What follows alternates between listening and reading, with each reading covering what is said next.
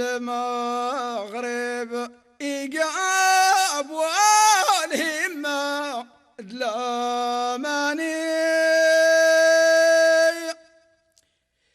وعيه أوايه وريك ضيغة ما ظنت نوات جار نسي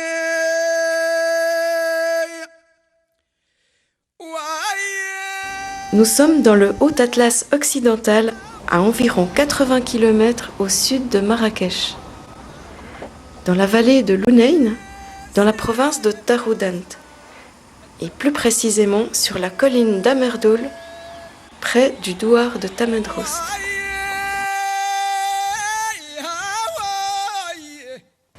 Si nous sommes sur cette colline, c'est qu'elle est particulière. En 1983, Paul Pascon, naturaliste et sociologue, en mission dans cette vallée pour une enquête socio-économique, y avait photographié des gravures rupestres.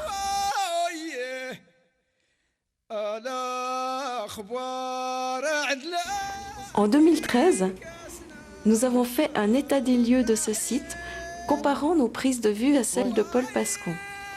Cette analyse a révélé que de nouvelles gravures ont été ajoutées sur des rochers, se surimposant parfois à celles plus anciennes. Parler de ce lieu aux habitants de la vallée, aux autorités de la commune d'Ounayn, à la communauté scientifique, nous a semblé essentiel, dans le but de trouver des solutions pour préserver et valoriser ce site et ne pas apporter plus de déprédation aux gravures anciennes.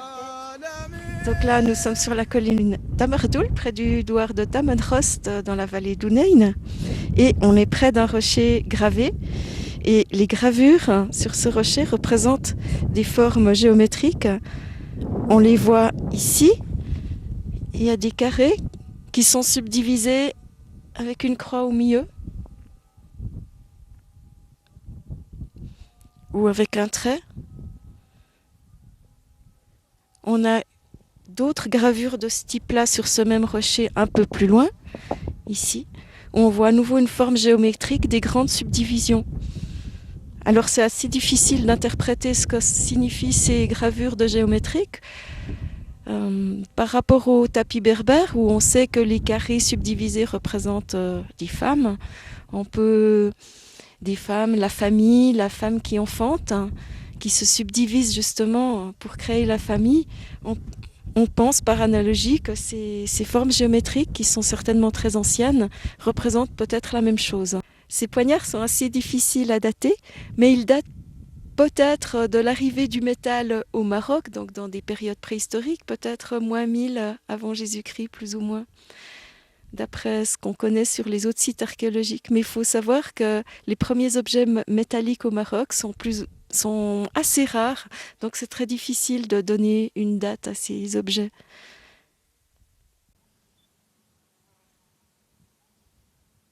Donc ici, on est près d'un rocher qui porte un cheval gravé.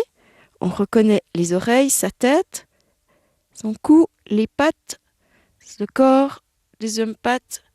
On reconnaît un étalon et le cavalier qui est assis dessus. Le cavalier n'a pas de tête ni de jambes, donc là les bras, le corps et une selle qui est symbolisée par ces deux traits. Et derrière, un autre animal le suit, peut-être un petit chien, un trait droit avec deux petites oreilles et des pattes. Et sinon, ces taches jaunes, ce sont des lichens, ça ne symbolise, c'est absolument pas gravé et c'est un hasard si ce lichen-là est placé sur l'œil. Mais ça fait joli. Le trait est très net, il est vraiment bien dessiné. Des gravures plus récentes, on verra vraiment la succession de points, ils sont peut-être moins précis, en tout cas le piquetage est moins dense. Donc là on se trouve près d'un nouveau rocher gravé, cette fois avec des cercles qui sont subdivisés en 4, ou à nouveau des carrés en 4. Là, on les voit, toutes ces formes géométriques. Et cette fois, on a un petit groupe de 3 cavaliers. Donc on en voit un ici, donc les pattes du cheval, le corps du cheval, le corps du cavalier. un deuxième cavalier ici, le corps du cheval, la petite selle, le corps du cavalier, les pattes du cheval. Et un troisième ici, le corps du cheval, la tête du cheval avec les petites oreilles et le corps du cavalier. Plus loin, à nouveau, des formes géométriques, des carrés subdivisés en 4, des cercles subdivisés en 4, et tout au bout de ce rocher, alors une énorme forme géométrique avec des petits carrés partout. On dirait un village presque, tellement ça fait de petits carrés subdivisés, on dirait un plan d'une agglomération, mais bon, c'est certainement pas ça, mais ça rappelle ça en tout cas. C'est les images que ça peut évoquer pour nous de façon moderne, mais certainement, oui, c'est une subdivision en tout cas d'un espace en plein de petits carrés. Et ça, cette gravure-là est vraiment probablement assez ancienne parce on la devine à peine, elle est complètement couverte d'une patine noire, on distingue à peine les traits gravés. Donc elle est vraiment ancienne.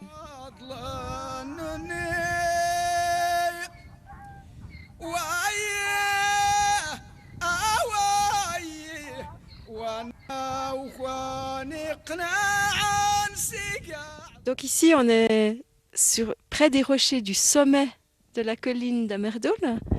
On voit un groupe de rochers qui sont encerclés par un muret de pierre sèche.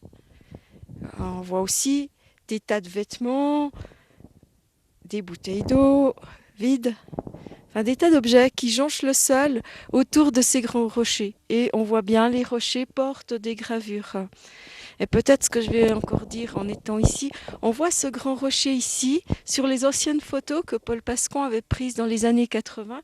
Ce grand rocher était posé ici, sur ce rocher là-haut. Donc il a été descendu par la suite. Le site bouge, le site ici est toujours utilisé. Et ce qu'on va peut-être encore observer d'ici, c'est ce rocher-là, qui est tout lisse sur le dessus. Ce rocher, on le frotte, on le caresse. Ce site, en fait, est utilisé pour des rites de guérison ou bien des rites de fécondité. Et les personnes passent à travers les grands rochers, se frottent certainement sur ce rocher qui est posé de champ. Et il y a d'autres rituels qui se passent ici aussi. On voit sur ce grand rocher qu'il est complètement frotté. Et une fois où je suis arrivée, il y avait une autre pierre qui était encore posée dessus. Donc elle n'est pas toujours présente, elle doit être tombée par terre maintenant. Mais on frotte la pierre ici avec une autre pierre. Donc c'est un site qui est encore utilisé aujourd'hui. Et les gravures qu'on voit sur ces grands rochers, ce sont exclusivement des motifs géométriques. Donc les rectangles, les carrés ou les cercles subdivisés en 4, en 6, en 8 ou en beaucoup plus, comme ici. Et ils encadrent vraiment la fente, enfin l'espace entre les deux rochers. À nouveau sur ce panneau, on voit à nouveau les géométriques qui sont disposés dans toutes les formes. Et la patine nous indique que ces géométriques-là sont assez anciens. Et des géométriques un petit peu plus modernes, les côtois, enfin plus récents, pardon, les côtois, on voit ici le piquetage un petit peu différent, plus intense, encore tout frais. Sur un panneau, ici on voit aussi un piquetage peut-être un peu maladroit qui nous indique un piquetage beaucoup plus récent que ces piquetages très très anciens recouverts par une patine du temps. Alors là, on est près d'un rocher qui est près des rochers du sommet. Et sur ce rocher-là, on voit 2 poignards tête-bêche, 2 poignards atlassiques. On les reconnaît bien avec leurs pommeaux, leurs gardes et les grandes lames. Et le second poignard ici, on a aussi un motif qu'on appelle un motif en forme de fougère. Ici, ça fait comme ça. Il vient. Et ici, une autre forme quadrangulaire, toute allongée, est toute subdivisée en petits rayons, en petits carrés. Et par-dessus ces gravures assez anciennes, on a une gravure moderne d'une personne qui devait être très malheureuse puisqu'elle a écrit qu'elle aimait que son cœur était blessé. On voit encore le cœur qui saigne. Et peut-être que le rocher n'a pas été choisi n'importe comment. Il a choisi justement pour dire toute sa peine, ce rocher où il y a des poignards, peut-être pour symboliser, pour donner beaucoup plus de force à l'intensité de sa blessure, de ses sentiments.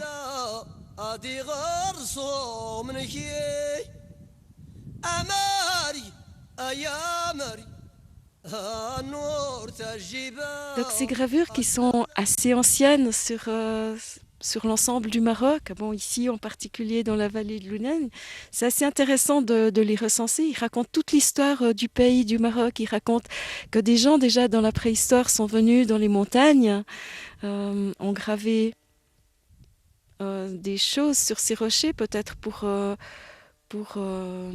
parler avec les divinités qui les entouraient à l'époque, ou parler avec des esprits, je ne sais pas. Enfin, ça fait partie certainement de leurs croyances. Donc c'est tout un patrimoine qui est très très très ancien et qu'il est important de préserver, de connaître. Et c'est pour ces raisons que c'est important aussi de repérer où sont ces gravures, de les répertorier, de les dessiner, de leur prendre leurs points de coordonnées, pour les faire connaître aussi à d'autres et montrer l'importance de tous ces sites qui existent au Maroc.